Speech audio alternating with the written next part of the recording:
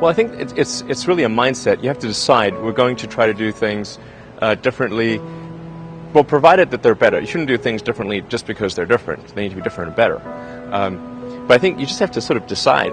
Let's think beyond the normal stuff and have an environment where that sort of thinking is encouraged and rewarded, and where it's okay to fail as well. Because when you try new things, you try this idea, that idea, a large number of them are not going to work, and that has to be okay.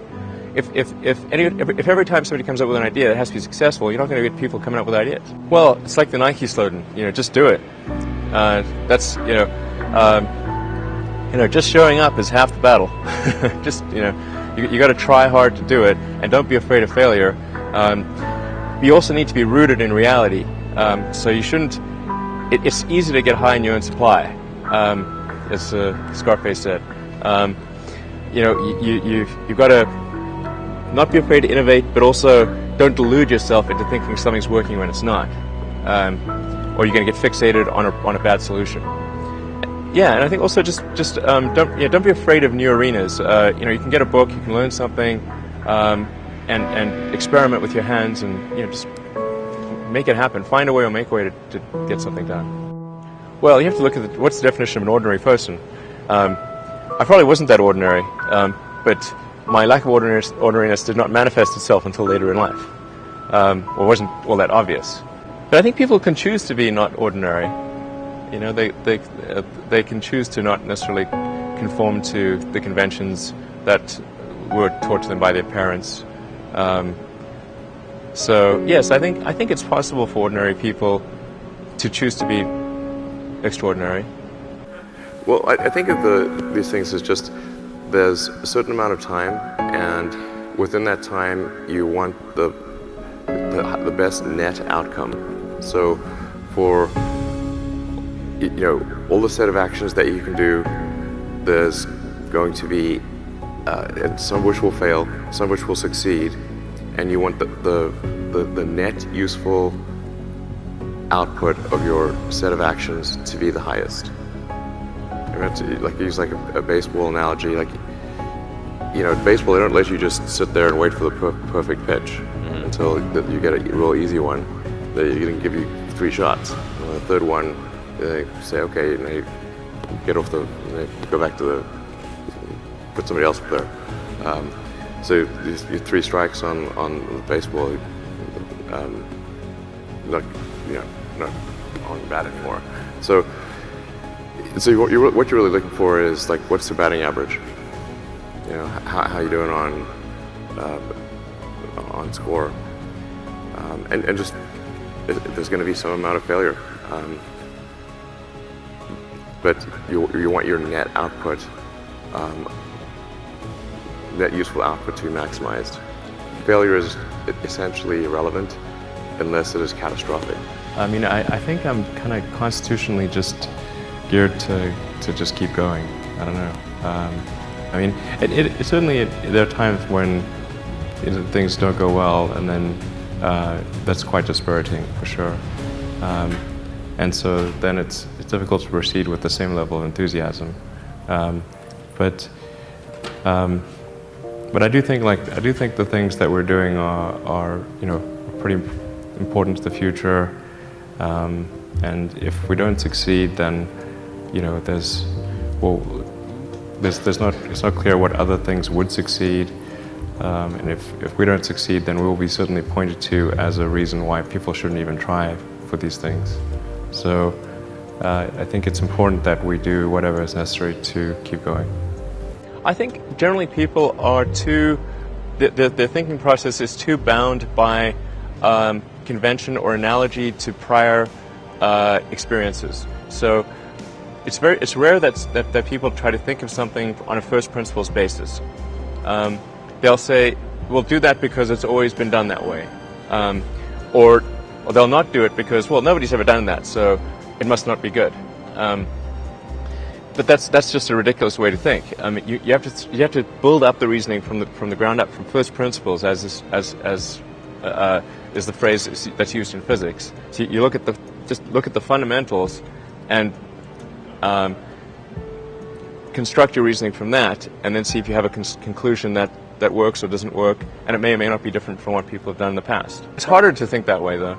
I mean, I would always think about something and whether that thing was really true or not, and could something else be true, or is there a better conclusion that one could draw that's more probable?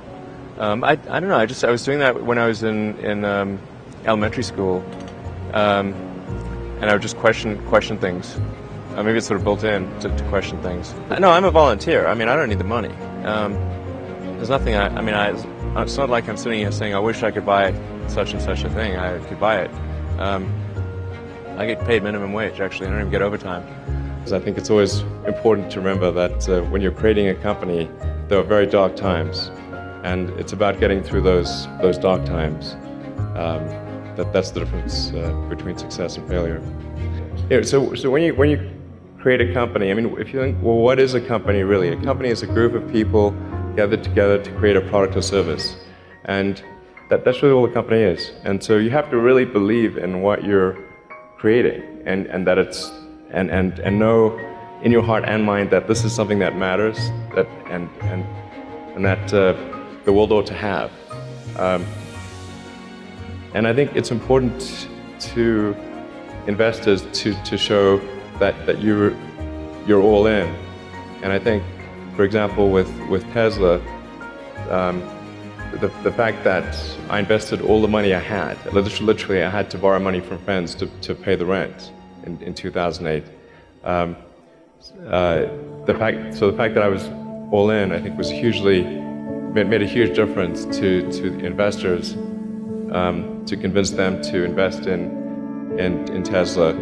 I think that's really important. When you hire people, that just means you're convincing people to join you in the endeavor. You should hire people that are also passionate about what you're doing. So it's not just that they're not just there for salary. They really need to care about what they're doing, and then they will stay during the dark times. You guys are the magicians of the 21st century. You know, don't let anything hold you back. Imagination is the limit, and go out there and create some magic. After my third trip, I said, okay, well, what we really need to do here is try to solve the space transport problem, and started SpaceX. This was against the advice of pretty much everyone I talked to.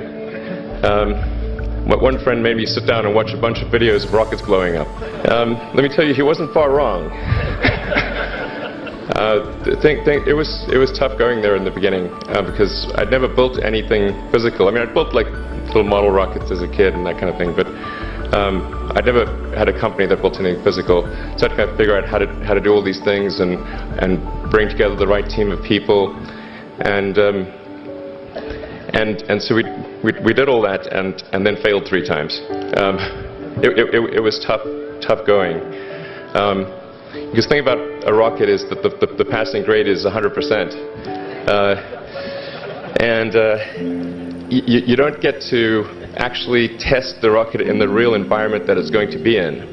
So I think the best analogy for rocket engineering is like if you want to create a really complicated bit of software, you can't run the software as an integrated whole, and you can't run it on the computer it's intended to run on.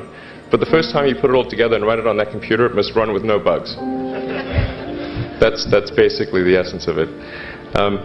So we missed the mark there.